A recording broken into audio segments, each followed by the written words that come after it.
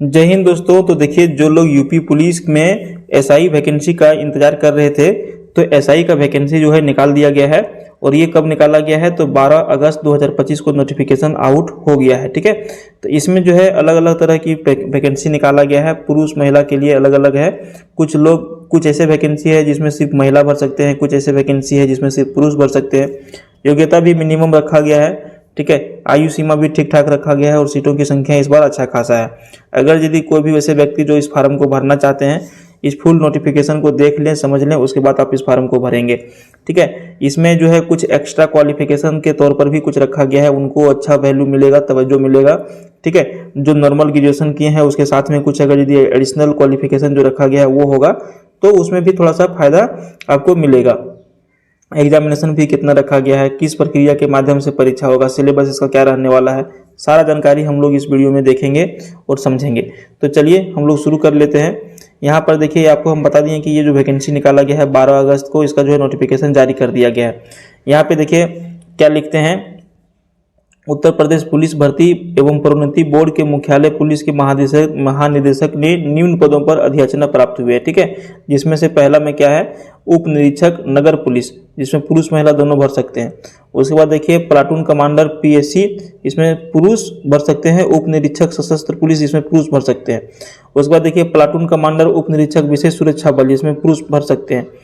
ठीक है, उसके बाद देखिए महिला बटालियन के लिए स्पेशल निकाला गया, महिला बटालियन हेतु महिला उप निरीक्षक, ठीक है, ये महिला भर सकते हैं। तो इसमें क्या है ना, आपको सीटों की ये जो 4 तरह की जो पोस्ट निकाले गए हैं, इसमें आपको प्रेफरेंस भी देना होगा कि पहले नंबर पर आप किसको भरना चाहते हैं, ये भी आपको हम वीडियो में बताने वाले हैं। सैलरी देखिए ठीक ठाक रखा गया है। सैलरी यहाँ पे देखिए जो है पे बैंड 9,300 से 34,800 तक है। ठीक है, ग्रेड पे 4200 है, ग्रेजुएशन लेवल में इतना रहता है। तो ये सैलरी जो है ठीक ठाक रखा गया है। टोटल सीटों की संख्या अगर यदि हम बात करें तो आपका 4,242, ठीक है, 4,242 सीटें हैं, जिसमें से जनरल कैटेगरी के लिए 1705, ईडब्ल्यूएस के लिए 422, अन्य पिछड़ा वर्ग के लिए 1143, अनुसूचित जाति 890, अनुसूचित जनजाति 82 सीटें हैं। इसके अलावे खा नंबर में देखिए 135 सीटें हैं। ठीक है, ये जो है 135 सीटें हैं, 135 सीटें हैं। ये कौन सा पोस्ट है? तो देखिए प्लाटून कमांडर पीएससी, उप निरीक्षक सशस्त्र पुलिस के रिक्त पदों का श्रेणीवार, ये केवल पुरुष अभ्यर्थियों के लिए अलग से। इसके अलावा 135 सीट ये जो है अलग से है। ठीक है, उसके बाद देखिए ये भी केवल पुरुष अभ्यर्थियों के लिए है। टोटल सीटों की संख्या 60 है। कौन सा पोस्ट है? तो प्लाटून कमांडर उप निरीक्षक विशेष सुरक्षा बल के लिए, इसमें 60 सीटों की संख्या है। महिला बटालियन की यदि हम बात करें तो देखिए महिला बटालियन में टोटल सीटों की संख्या आपका है 106। तो किसमें कौन सा कैटेगरी में कितना सीट है आप इसको अच्छी तरह से बार देख लीजिएगा, लेकिन मौका इस बार आपको अच्छा मिलेगा। ठीक है, यहाँ पे देखिए स्पष्ट लिखा हुआ है, क्या लिखा हुआ है, तो उत्तर प्रदेश पुलिस में महिला बटालियन हेतु महिला उप निरीक्षक नागरिक पुलिस पीसी के पदों पर चयन हेतु केवल महिला अभ्यर्थी ही पात्र होंगे। उसी तरह से 1 नंबर में भी लिखा है कि उत्तर प्रदेश पुलिस में प्लाटून कमांडर पीएससी, उप निरीक्षक सशस्त्र पुलिस एवं प्लाटून कमांडर उप निरीक्षक विशेष सुरक्षा बल के पदों पर चयन हेतु केवल पुरुष अभ्यर्थी ही पात्र होंगे। तो ये सिर्फ पुरुष का है, ये सिर्फ महिला का है। जो सिर्फ महिला का है, जो वही पोस्ट भरना चाहते हैं, एक बार देख लेंगे। सबसे बड़ा इंपॉर्टेंट चीज़ आपको यहाँ पे देख लेना है कि फार्म को कब से कब तक आप भर सकते हैं। तो देखिए 12 अगस्त से आपका फार्म जो है भराना चालू हो गया है, 11 सितंबर तक आप भर सकते हैं। ठीक है, तो आवेदन शुल्क जमा करने की तिथि भी आपको सेम यहाँ पे दिया गया है, लेकिन जमा किए गए शुल्क के समायोजन की तिथि 12/8/25 से 13/9/25 तक दिया गया है। ठीक है, ये वन टाइम रजिस्ट्रेशन के माध्यम से होगा।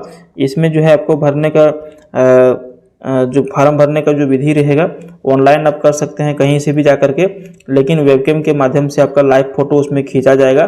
ठीक है, तो वो भी आपको ध्यान में रखना है। ठीक है, आजकल जो है लाइव फोटो खींचा जा रहा है वेबकैम के माध्यम से, तो उस तरह से आपका इसमें होगा।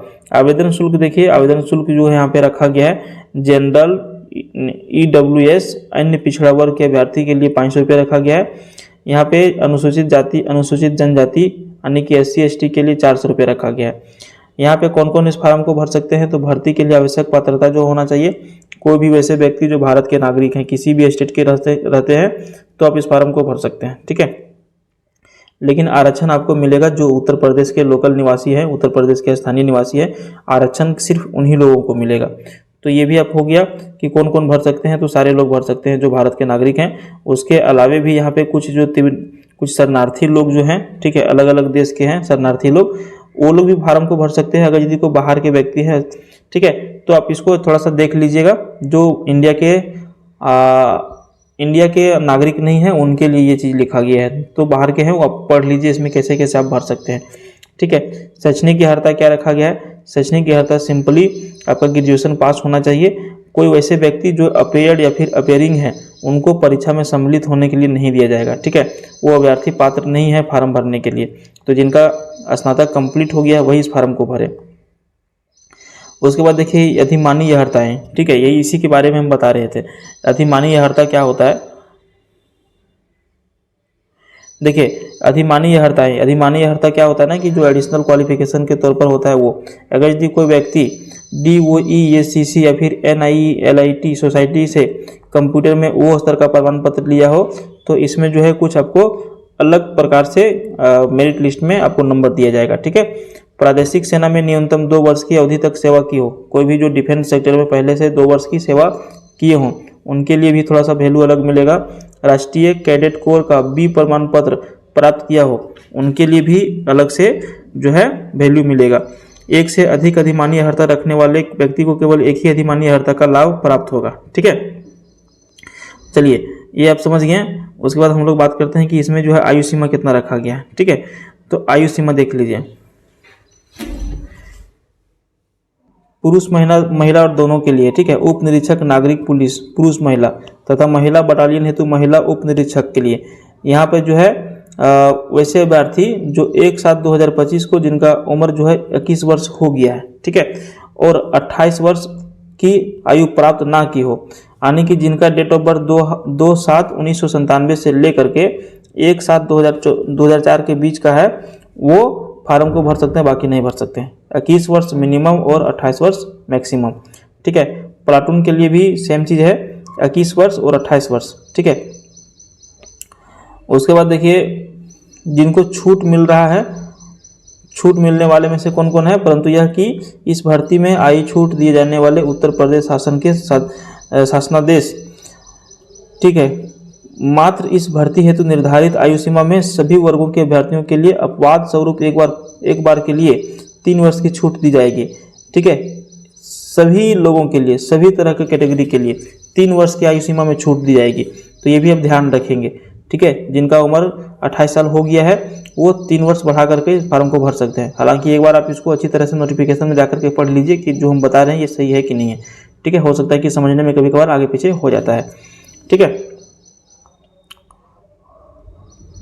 इसमें बताया गया है सर आपको कि एज में किसको कितना कितना छूट मिलेगा। सामान्य श्रेणी में जो आते हैं, ठीक है, उनको भी 3 वर्ष का छूट मिल रहा है, समझ गए। तो 2/7/1994 से लेकर के 1/7/2004 तक जिनका डेट ऑफ बर्थ है वो भर सकते हैं, ठीक है ना। तो ये अब देख लीजिएगा सभी कैटेगरी के वर्गों के लिए, लोगों के लिए 3 वर्ष का जो है छूट दिया गया है। एक बार इसको बढ़िया से पढ़ लीजिएगा। चरित्र के बारे में बात करता है तो चरित्र के बारे में आपका चरित्र जो है बढ़िया और साफ स्वैच्छिक होना चाहिए, ताकि आपके नाम पर कोई किसी तरह का जो है केस उस ना चल रहा हो, ठीक है। तो वो सारा कुछ आपका जो है होना चाहिए। देखिए मेडिकल की यदि हम बात करें, शारीरिक स्वच्छता की बात करें, तो इसमें नॉर्मली क्या क्या चेक किया जाता है, तो एक बार हम आपको थोड़ा सा बता ही देते हैं। देखिए टिप्पणी में लिखा हुआ है, ज़्यादा लंबा नहीं करेंगे। चिकित्सा बोर्ड अभ्यर्थी की अथाह स्थिति, ऊंचाई मापा जाएगा, उसके सीने की और भार के माप के लिए विहित शारीरिक मानक का परीक्षण करेगा, जिसमें से नोकनी, ठीक है, ये नोकनी है, नाक नहीं है, knock knee, bowlegs, flat feet, varicose veins, दूर एवं निकट दृष्टि, कलर ब्लाइंडनेस, श्रवण परीक्षण जिसमें रीनेज परीक्षण, बेबर्स परीक्षण और वर्टिगो परीक्षण, वाक दोष आदि समाविष्टि तथा ऐसी अन्य कमियों जैसा राज्य सरकार द्वारा समय समय पर अधिसूचित किया जाए का भी परीक्षण किया जाएगा। तो ये सारी चीज़ें जो है परीक्षण आपका किया जाएगा, ठीक है। भर्ती की प्रक्रिया बहुत ही सिंपल रहने वाली है इस बार। भर्ती की प्रक्रिया कैसे कैसे होगा, तो भर्ती की प्रक्रिया में सबसे पहले आपका लिखित परीक्षा होगा, ठीक है। सबसे पहला क्या काम होगा, लिखित परीक्षा होगा। लिखित परीक्षा में आपको क्या क्या करना है, तो देखिए आपको सामान्य हिंदी विषय क्या रहेगा, सामान्य हिंदी। प्रश्नों की संख्या रहेगा 40। ठीक है। उसके बाद देखिए सेक्शन 2 में है मूल विधि, संविधान और सामान्य ज्ञान। ये आपको पढ़ना है, मूल विधि, संविधान, सामान्य ज्ञान। 40 नंबर प्रश्नों की संख्या 40 रहेगा।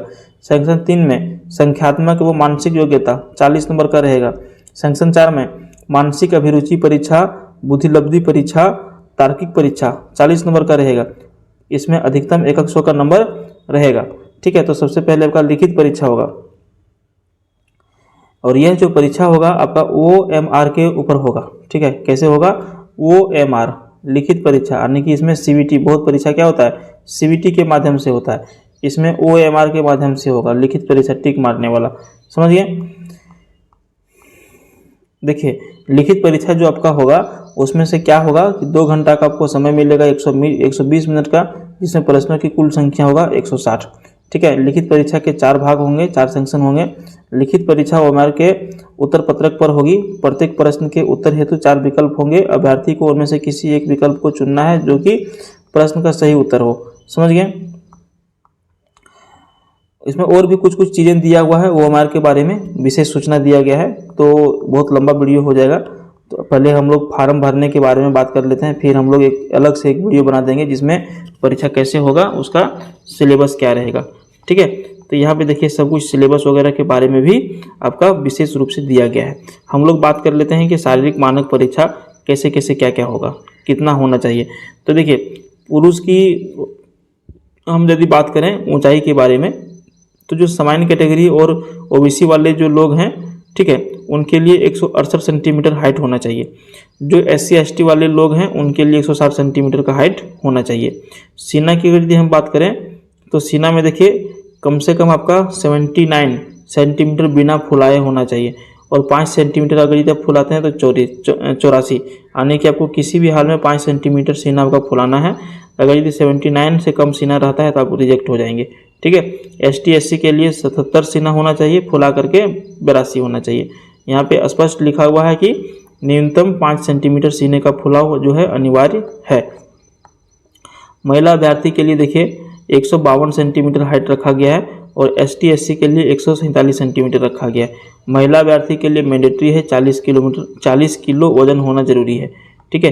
यदि 40 किलो से कम वजन होता है तो वो पात्र नहीं भरेंगे, वो नहीं भर सकते हैं फार्म को। उसके बाद देखिए दौड़ के बारे में भी बताया गया है। दौड़ जो है पुरुष अभ्यर्थी जो है उनको जो है 28 मिनट में 4.8 किलोमीटर की दौड़ जो है दौड़ना है, और महिला अभ्यर्थी के लिए देखिए 2.4 किलोमीटर की दौड़ दौड़ना है 16 मिनट पर। आपको समय के अंदर इसको जो है क्वालिफाई करना है। यदि समय के अंदर आप नहीं दौड़ पाते हैं तो परीक्षा में आप फेल हो जाएंगे। ठीक है। तो यहाँ पे प्रक्रिया क्या हो गया, सबसे पहले आपका क्या होगा, सबसे पहले आपका होगा लिखित परीक्षा। क्या समझे, सबसे पहले क्या होगा, लिखित परीक्षा, रिटन टेस्ट होगा। उसके बाद आपका क्या होगा, फिजिकल टेस्ट होगा। फिजिकल टेस्ट में क्या क्या था, जैसे नापने वाला, बॉडी आपका नाप लिया, ऊंचाई नाप लिया, जो भी आपका है सारा कुछ नाप लिया। उसके बाद तीसरा नंबर में क्या होगा, दौड़ होगा। ठीक है। तीसरा नंबर में क्या होगा, दौड़ होगा। जो रिटन पास करेंगे उनको फिजिकल के लिए बुलाया जाएगा। जो इसमें हाइट उट में सब पास कर जाएंगे उनको दौड़ के लिए बुलाया जाएगा। ठीक है। चयन का अंतिम जो सूची जो जारी होगा वो मेगा सूची के आधार पर होगा, जिसमें रिटन टेस्ट जो आप देंगे, जो लिखित परीक्षा आप देंगे, उसके अनुसार आपका जो है मेरिट लिस्ट जारी किया जाएगा। ठीक है। देखिए जब आप फार्म भरने के लिए जाइएगा ना तो इसका प्रक्रिया सारा OTR के माध्यम से होगा। OTR का पूरा नाम क्या होता है, one time registration. One time registration सबसे पहले आप करेंगे। जितने भी डॉक्यूमेंट्स आपको अपलोड करना होगा सारा आपका क्या है, डिजी लॉकर के अंदर होना चाहिए। क्या है, डिजी लॉकर के अंदर आपको होना चाहिए। डिजी लॉकर का ID पासवर्ड आपको पता होना चाहिए। वैसा आपको ईमेल ID देना है जो लंबा समय तक चले, वैसा मोबाइल नंबर देना है जो आपके पास लंबा समय तक टिके। क्योंकि कुछ भी अगर यदि इसमें आपको नियुक्ति प्रक्रिया फिर मैसेज करना होता है, आयोग को करना होगा, तो आपका मेल या फिर मोबाइल नंबर के माध्यम से ही आपको भेजेगा। आपका डिजी लॉकर सत्यापन होगा, डिजी लॉकर आपका होना जरूरी है। ठीक है। उसी के माध्यम से आप इसको भर सकते हैं। और भी यहाँ पे देखिए बहुत सारी चीज़ें दिए हुए हैं। यहाँ पे स्पष्ट लिखते हैं कि अभ्यर्थी या नियमावली विज्ञप्ति का अध्ययन करने के उपरांत ही आवेदन पत्र भरें। तो हम भी वही बोल रहे हैं कि जो भी इसका ऑफिशियल वेबसाइट अगर यदि आप विजिट कर रहे हैं तो एक बार इसको निकालें। निकालने के बाद इसको डाउनलोड करने के बाद एक बार अच्छी तरह से पढ़ लें, उसके बाद आप इसको भरें। देखिए फोटोग्राफ में आजकल बहुत लफड़ा चल रहा है, ठीक है। फोटोग्राफ में आपका क्या है, रियल टाइम फोटो लेगा, लाइव फोटो आपका लेगा, ठीक है, जो रियल टाइम या फिर वेब कैमरा के माध्यम से लिया जाता है, ठीक है। और उसके बाद देखिए रियल टाइम फोटो अपलोड करने के दौरान अभ्यर्थी को जो है टोपी नहीं पहनना है, यानी कि टोपी पहन करके फोटोग्राफ नहीं करवाना है, फोटो नहीं खिंचवाना है, नहीं तो आपका फार्म रिजेक्ट हो जाएगा, ठीक है। उसके बाद देखिए आपका चेहरा जो किसी भी चीज़ से ढका हुआ नहीं होना चाहिए, जैसे कि मास्क हो गया, बाल हो गया, कपड़ा हो गया, छाया भी अगर यदि आपका चेहरा पर पड़ रहा है, क्लियर नहीं आ रहा है तो उसमें भी आपको दिक्कत होगा, ठीक है। तो ये ध्यान दीजिएगा, जब आपका फोटो खिंचाएगा तो एक बार आप अपने से जो है फोटो को देख लीजिएगा कि आपका सही आया कि नहीं। उसके बाद कोई ऐसे अभ्यर्थी जो चश्मा लगाते हैं, चश्मा लगा रहे हैं, अगर यदि वेबकैम से फोटो लिया जा रहा है और चश्मा जैसे ये जो दो तरह का शीशा है, अगर ये चश्मा के शीशे पर अगर कुछ चमक आ गया, ठीक है, चमक अगर यदि आ गया तो ये क्या है, आपका ये फोटो जो है वैलिड नहीं होगा। इसलिए आप वहाँ पे ध्यान देंगे कि चमक उमक तो नहीं आ गया ना, आंख आपका स्पष्ट रूप से दिख रहा है कि नहीं। रियल टाइम फोटोग्राफ जो है धुंधला नहीं होना चाहिए, रियल टाइम फोटोग्राफ पर अत्यधिक चमक भी जो है नहीं होना चाहिए। तो ये सारा चीज़ क्या करना है, आपको ध्यान रखना है, ठीक है। चलिए, आपको फोटो भी जो है बैकग्राउंड वाइट होना चाहिए, उसके ऊपर देना है। और फोटो का जो आपका साइज रहेगा, जो आप स्कैन करेंगे, वो आपका 30 से लेकर के 50 KB के बीच ही होना चाहिए। हस्ताक्षर आपको रनिंग में लिखना है, जो आप जैसे आप नाम लिखते हैं, अपना साइन करते हैं, वैसे कैपिटल लेटर में आपको साइन नहीं करना है, नहीं तो उसमें भी आपका फार्म रिजेक्ट होने का संभावना बन जाता है। और भी किसी तरह का देखिए आपको कुछ ज़्यादा ज़रूरत है, कुछ अगर यदि आपको समझ में नहीं आया तो आप हमें कमेंट कर सकते हैं। हम आपको आपके कमेंट के ऊपर जो हम जो है उसका आंसर देने का प्रयास करेंगे, या फिर आप जो है इसका ऑफिशियल वेबसाइट विजिट करके आप ये नोटिफिकेशन डाउनलोड कर लीजिए। नोटिफिकेशन डाउनलोड करने के बाद जो है आप इसको अच्छी तरह से देख के समझ करके ही भरिएगा, ठीक ना। टोटल देखिए 400 नंबर का परीक्षा होगा, 160 प्रश्न रहेंगे। धन्यवाद, मिलते हैं फिर किसी दूसरी वीडियो में, तब तक के लिए बाय, जय हिंद, जय भारत, थैंक यू।